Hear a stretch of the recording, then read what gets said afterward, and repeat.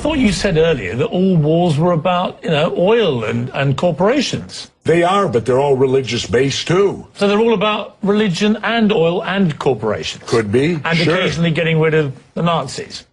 Yeah. So my point is, well, that wars can be over many things. The Nazis was religious too. Look what they did to the Jews. So that brought religion in. Vietnam was religious because Diem, our puppet president, and our country brought 100 Christian Vietnamese down to the south to be the government. Well, the southern Vietnamese didn't like these religious characters from up north, so they then became the Viet Cong.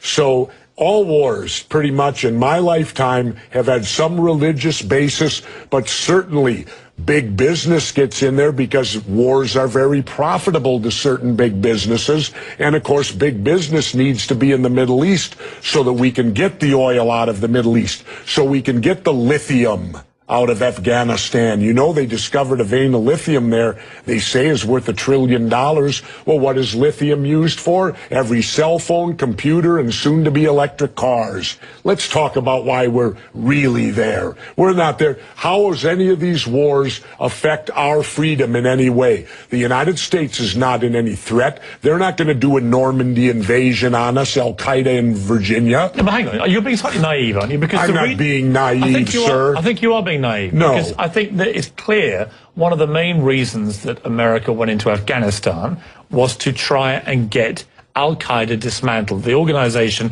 which committed the 9/11 atrocity. Really? Well, you don't think so? Well, how come Al-Qaeda put the heroin business out?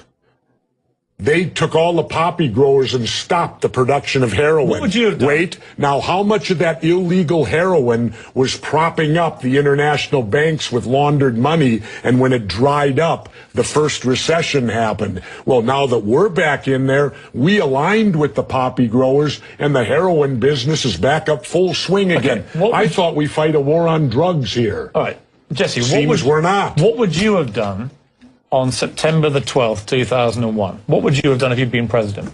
What would I have done? Yeah. I would have done a legitimate investigation to find out what exactly happened on 9/11. How did they know who did this so quickly like they did Lee Harvey Oswald?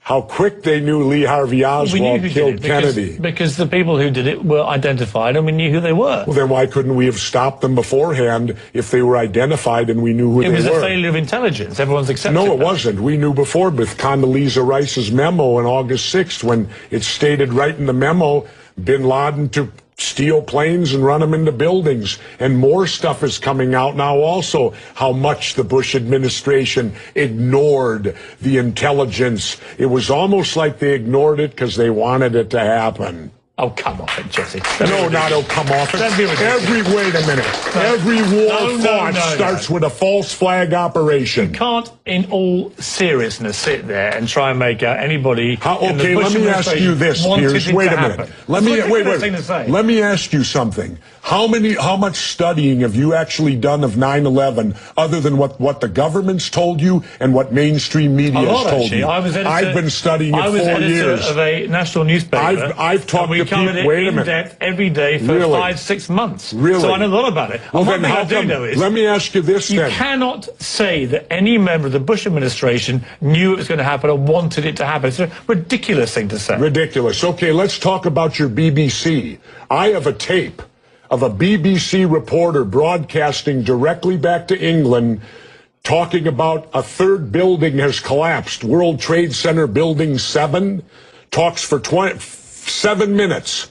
All the while she's talking, World Trade Center Building 7 is still standing right behind her. It didn't fall for another half hour. Yet they were doing a pre-broadcast back to England that, yes, it's true, you need to that this building fell and it hadn't fallen yet. If you're trying to make out the British Broadcasting Company, one of the most respected news organisations in the world, was inventing huge buildings falling over, you need to have a break, Jesse. We'll come back after the break. Fairly heated debate about various theories that you have about 9/11 and so on. Let's move on to... and the government only has a theory. Right, well, the government has... No, this is a theory. Their theory is 19 Islamic radicals armed with box cutters defeated our multi-billion-dollar air defense system, all while conspiring with a bearded guy in a cave in Afghanistan. That is exactly what happened. That's their theory. No, that's not a theory, it's a fact. That's their theory. No, Jesse, that's a fact. I think you make some very sensible points, and you make some crackpot points. That's your opinion? Yes. How many people here think I make crackpot points? Yeah? One. How many think I make sensible points? You're in a minority, my good friend.